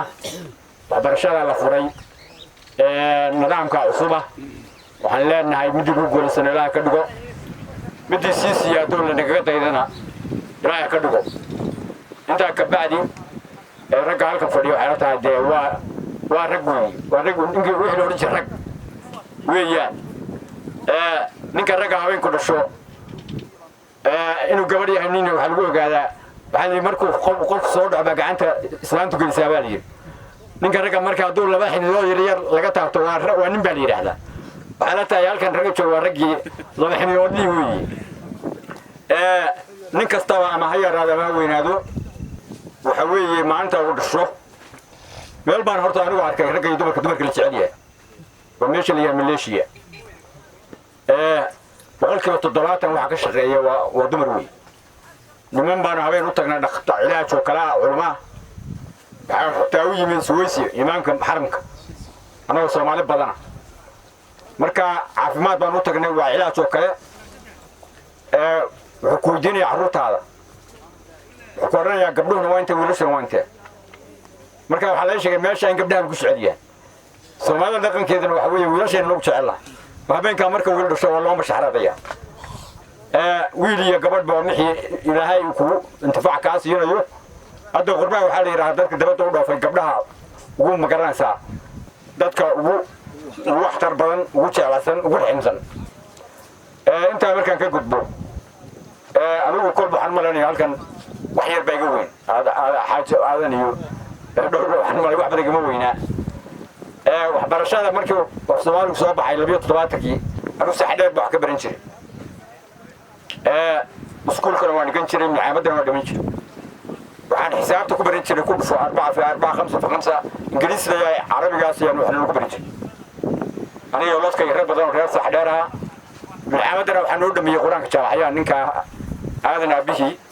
oo bariga hore marna kala beed buu noogu dhigi jiray markii dambana anaga dhacno sax dheer baan la tagnay reer kala beed baan ka dhacnay ragii quraanka noogu dhameeyay Cabdiraxmaan Salamaan iyo rag fara badan baa reer sax dheer ilaahay jaamacayaan ilaahay naxariistaasi macalinkayagu buu ahaa inka quraanka noo dhameeyay buu ahaa daba dheer markii Soomaaliga ololaha la qaaday dawladda Soomaaliya meesha sax dheer waa meesha kaliya oo la soo hayaamay deerteed ka daadiyay halkaas aan ugu joogay waxaa yimi arday fara badan oo ka yimi gobolada Soomaaliya oo dhan ilaa Hargeysa Berbera Boorama Jawhar Xamar meel badan ka yimi meesha ummadda isugu taboolanaha ugu badna laga sax dheer baa aniga markaa waxaan garanayaa dukaan baan hayay meesha dhexdaan ka baran jiray waxaa la oran jiray walaalaha magaalada iyo salaxa iyo meelaha sida salaxa waxa laga firay kaamam waaweyn salaxa eragu oo ummad badan ay isugu tagtay oo halka arday fara badan laga gobolada Soomaaliya ka yimo fara badan sax dheerna qayb badan baa la dejiyay arday badan ma garanaya reer Berbera iyo reer Hargeysa iyo reer Burxayo reer Jawhar iyo reer Baydhabo anigu dukaankaan hayay waxa la oran jiray dukaankaan hayso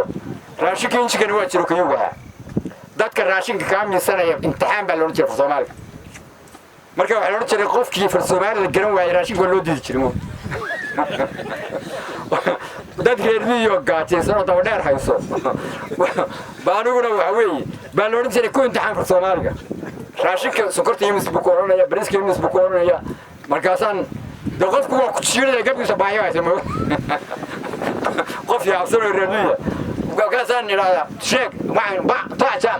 waxbuu ka qalab qodka ku jiiraya moogta anigu raashinkaasi ka misaa dadka waa ka naxayo horta heerkaasaa la soo maray وفي الصومالي وحبرشة هيك كسر الصومالي الحمد لله رب العالمين هذا هو الحكش من زكاة بانتا وعن قولة هذا هو اللي رقم مش فري ودوكوين هم وقت برجع سيوا شيء يعني دبلو كانوا كل كتير الحمد لله رب العالمين ما أنت ما يشاي مرسو ووحي الله اللي يقوم هديه وحبرشة وطننا وحوي وحبرشة باهنايد نتذكر الله سيد ولا ليه وكله حلو بدو وصدقت الشاريوي رجعت المال كله كبحيي وعلى تسد حديث الرسول صلى الله عليه وسلم إذا مات إنسان قد عمل لنا ثلاثة ما يكمل التهي أو علم ينتفع به قف صدقت الشاريوي وحنا نقول قف العلم برتو والدين تعاد برتو هذا روح هو يستاهل تفكر قبل السومالي اللي نشري وحكفرن أقومي ما كفرن ضد محسنين أبا أقومها وحبرشوه كبحية قاردها أنا وكفرين ما حيقول بحنايان qofka adigu hadeer magta adeerka dhalay adigu dhashay oo quraanka dhameeyo lacagta ku bartay ilaa yoom qiyaamaha way ku soconaysaa wasaqdo jaariyo iyo qof kasto islaama iyo qof kasto waxa weeye diinta baranaya tan markaas waxaan leenahay wasaqdo jaariyo dadka xoolahooda la baxay waa tii nabigu sheegay waa tii diintu sheegtay cidda wax barto diinta aad barto oo xoolaha ku barto oo islaama ama ehla qofka sadaqada jaariyo noqonaysaa marka waxaan leenahay ilaahay ha ku barkeeyo dadka xoolahooda la baxay waxaan leenahay waxbarashadaas soo dhaweynana waanu taageersannahay golaha uqaashana way soo mariyeen waana sixnay garaadkana waa u tageen waxaarta qolada maamulkana way la socodsiiyeen maantana way nala joogaan inay ahayn meeshan jabhad iyo wax kale jabhado badan baan soo maray oo mid walba aan garabka ku dhufanay oo gobolka soo maray oo weliba shirarkooda aan ka qayb galay waxaan leenahay marka waxbarashada ilaahay noo soo siyaadiyo waxa weeye hal sii wado dadkana waxaan leeyahay dhalinyarada maanta halka joogta anigu marka xogaa iska warramo 77 baan Soomaaliya ka dhoofay jidaan tagay 7 intaan dagaalka sabab bishii sideedaad bishii lixdeedaad baan jidda gal nin dhalinyaro waana wax bartay misna xagga diinta kama dhisnay waxaan soo iibsaday 100 cajiladoodu heesay gabayay isku jira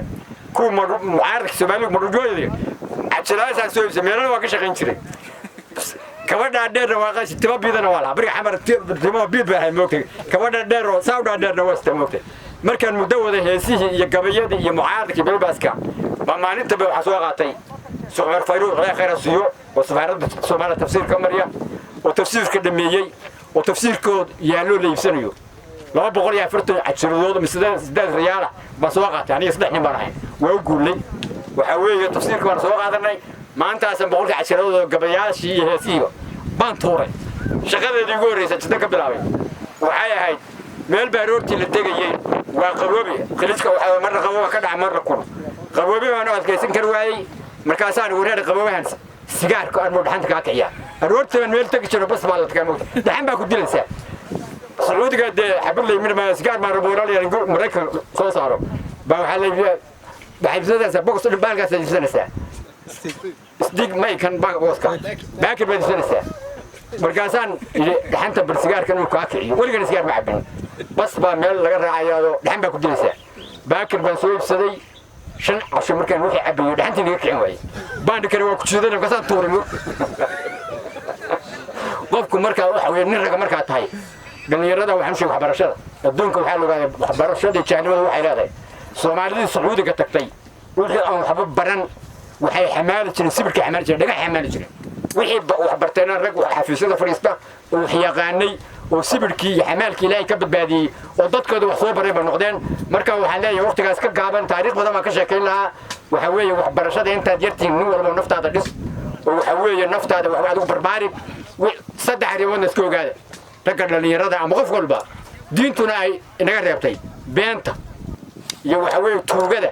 iyo mukhadaraadka saddexdana naftina kala dagaalama wixii ay helaan kala dagaalama wasalaam warahmatullahi wabarakatuh alhamdulillahi rabbil alamin wassalatu wassalamu ala rasulillah sallallahu alayhi wasallam إلهي سبحانه وتعالى مهدنا waxaan kaloo mahad celinaynaa culimadii ka soo shaqaysay barnaamijkan cid walba ra'yi iyo maal iyo waqtiba ku bixisay waxaan halkan uga mahad celinaynaa gudoomiyaha gobolka Sool Cabdiqani Maxamuud Jiide iyo taliyaha qaybta hawshii ballaadhnayd ee gobolka ay u hayeen ay inoo soo baajiyeen iyagana waxaan leenahay ilaahay miisaanka xasanaadka u saaro waxaan kaloo halkan uga mahad celinaynaa gudoomiyaha dacwadda gobolada Sool iyo Sanaag iyo Cayn Sheekh Jaamac Yaasiin Warsame عقاشة دمان كسو قيبقلياشا حفلة waxaan leenahay جزاكم الله خيرا ardayda waxaan leenahay waxaad ku dadaashaan aqoonta inaad wax barataan inta saddexda bilood ee meesha aad joogtaan inaad idinkoo wax faa'iideystay aad halkan ka tagtaan baan idin dardaarmayaa aad baad u mahadsantihiin dhammaantiin assalaamu calaykum بارك الله فيك ولو سدوه سنينو شيء وزارة وحيال بقدر سنوس بعدين وزارة الدين تي أوقافها يا هاي هل كان نوح الله يا هاي قرآن كي إلهي تبارك وتعالى يسنة النبي صلى الله عليه وسلم وشغله دي وعنامك إن شاء الله تعالى قصر دويننا ميكروفون كويرنا تليها قيبتا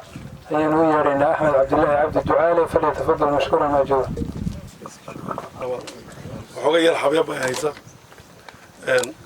xafladan inaan imaado sheekh aadan baa sababta lahaa telefoon buu iga soo hadlay arrintaasaan wadnaa buu yidhi markaaba dareenka uu iyo hadalka igu sheegay waan fahmay oo dadka soomaalidu way rogaan ujeeddada iyagoo waxba ogeyn marka diyaar waxaan u nahay ko haddaan idinla joogno wixii yimaada ee bannaanka ka yimaada inaanu qaybteeda ka qaadano teeda kalena dee reer kule qaaraan buu isku qoray laakiin reerkaanan ka mid ahayna 500 baan bixinaya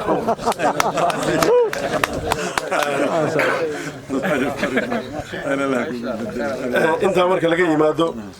waxaan idiin sheegay culimada lacagtooda bixiyey ee dadka dhex galay waa lacagtii qaadka ay ka dayeen lacagtii qaadka ay ku bixin lahaayeen uma isiinaya idinka marka waxaan idin leeyahay kuwa qaadka cuno qaadka ka daya lacagta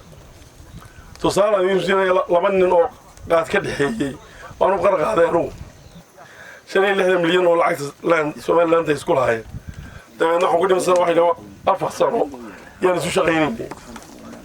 dabeedna ninkan wuxuu leeyahay lacagta way igu gooday waa ka shaqaynayay lacagta way igu gooday oo waan qabaa haye waxaan ku kumay gooyne waxaan ii sheegtay waan xisaabinayaa maalinta adigu inta cunisi 4 sano ninkaas wuxuu ii sheegay laba mijood baan ugu cunsiray buuri dee laba mijood baan iska bixin jiray buuri markaan dee laba mijood si dadkaan siin jiray lacagtii waan isku dhuftaa 65 milyan bay noqotay 4 sano adaa cunay haddaba adaa cunay kugumay goyn baan ku yidhi lacagta adigaa cunay kugumay goynta lacagta iska bixi marka waxaan idiin sheegayaa dayn ilaahay inuu og yahay oo waxba ina tarimayna ku jiraa dhammaanteenba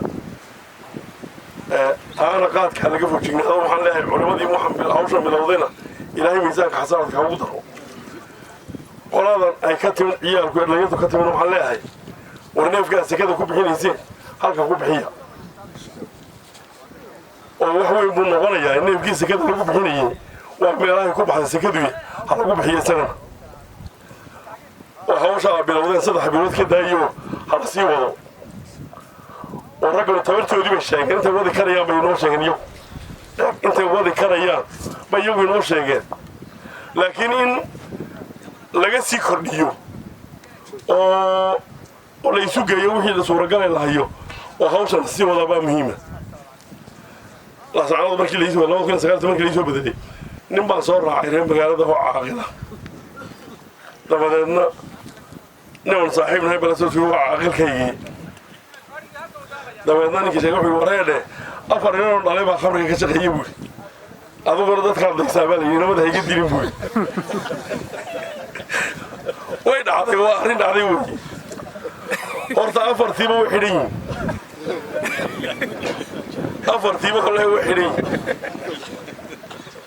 marka qof waa aqoon darro uneeg waa aqoon darro weey ma wax kale waa aqoon darro waxaan u leeyahay qofka hadduu wax fahansan yahay ما يلهدين ده واحد وعقول ضرر يجاهل لما ذاك أيها كنيسة مركا إن رجوا وحبرتان وضدك وحبرتان إن جداني نوطة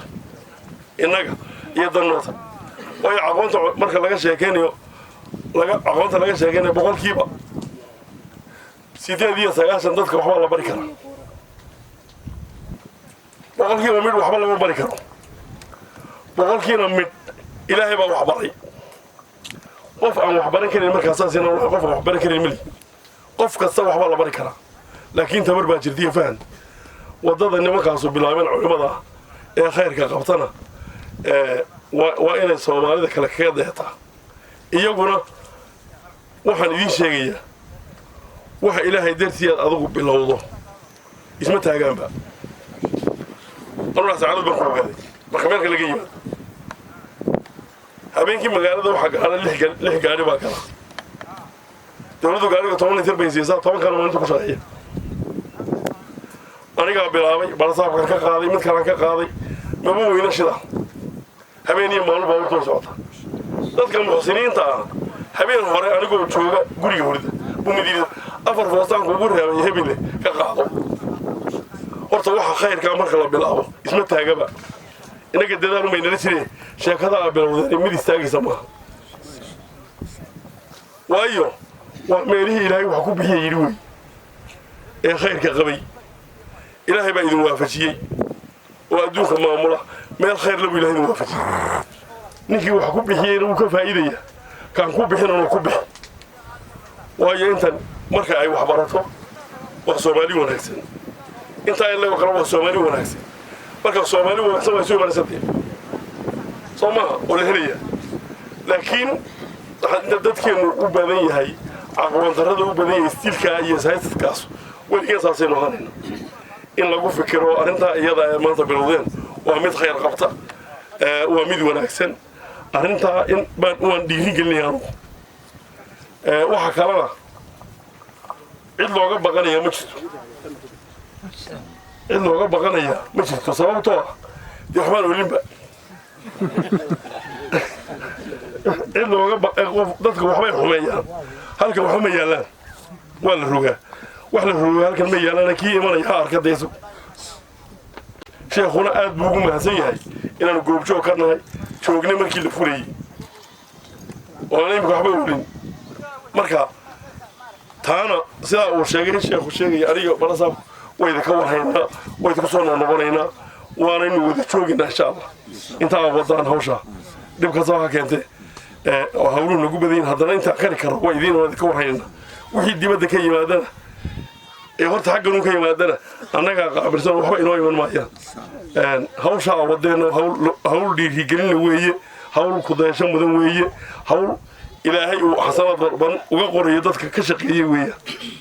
ilaahay xasanaad badan ha siiyo dadkii waxa ka soo shaqeeyay ardaydana kuwii barta ee ka faa'iida Allah ka dhigo macallimiintana kelmad yar baan oranayaa sheekh Ahmed baa dhameeyay intaas mid yar buu keenay dibadda ka keenay marka inuu ninka niskini oo xoogay buu leeyahay macaamada ku dar isagu marka waxa barto laha macallinku ma maalin u kuftay macallinku iyo ma maalin u kuftay inankii guri marka idilay un bula soo fariistay ninka idilay sidii aan ugu celin oo taagu sidii baan ugu celin oo la taaban jirin marka waxaynu u baahannahay in carruurta laga caqli badiyo oo aan loola tegin gacan oo laga caqli badiyo ciyaalka oo wax loo sheego dadkina wax qaadan wixii loo sheego ee macquula marka idinkana intaas aad ku dadaarayaa ilaahay ha idin sakhro masuuliyiin culus baa qaadeen iyagana waxay baranayaan Allah u barakeeyo idinkana hawsha haysan Allah idin sakhro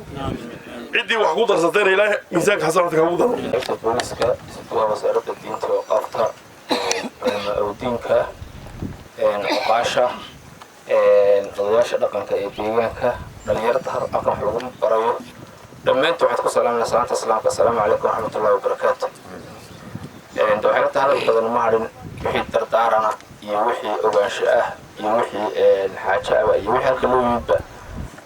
sheekh adawali iyo culimada aan halka ugu nimid iyo kuwii sii haysay waa inoo faahfaahisay oqaasha iyo anagu joog baan ka ahayn dibadda ugu muhiimsan waxaa idinaan markhaati ka noqono kolley mashruuca halkan laga hirgelinayo oo runtii mashruuc miisaan culus leh marka loo eego qadiyadda uu ku fadhiyo oo bulshadeena marka dhinacyada laga eego horumarka iyo waxbarashada iyo tacliintu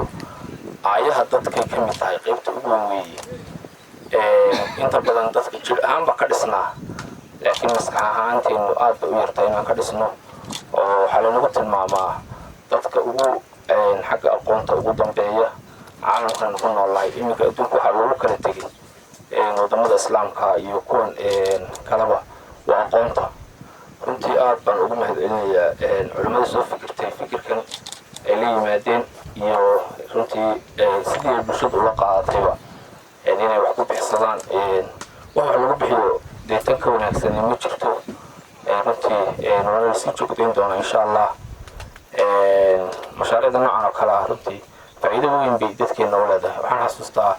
2007 bay ahayd mar abaar xuna dhacday baa aanu isu nimid annagoo tiim hoose oo family marsalii dadka waxa la siiyo cuntaha la siiyo oo dadkii abaar baa heshay reerihi waxaa loo qoray raashin iyo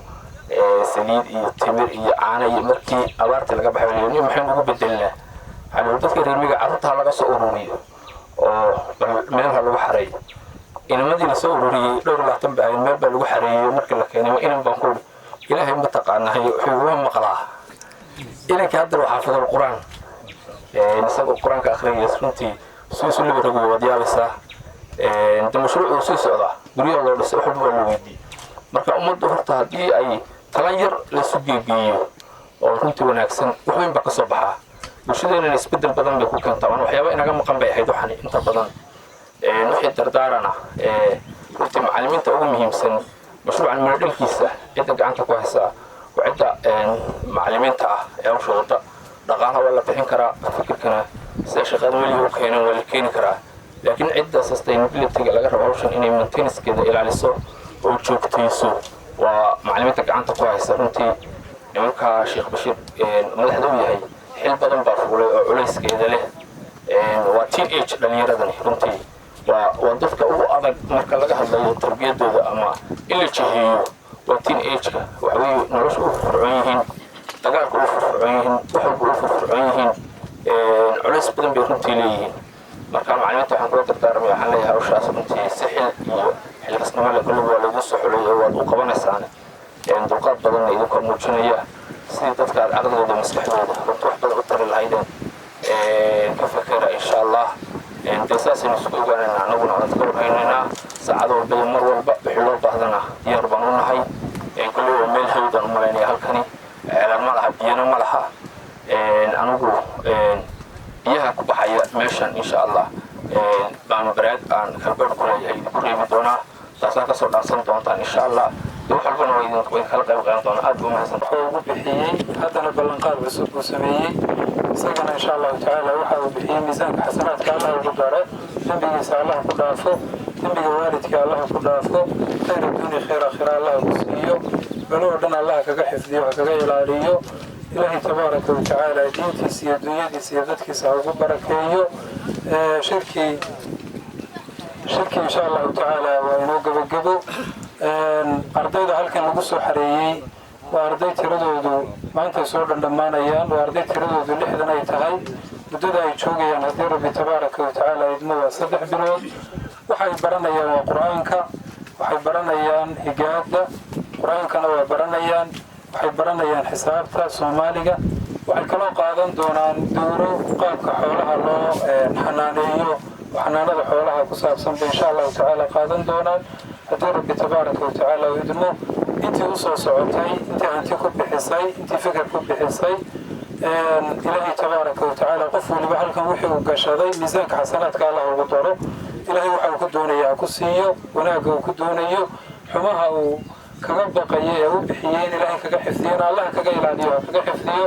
intii soo safartay ilaahay nabad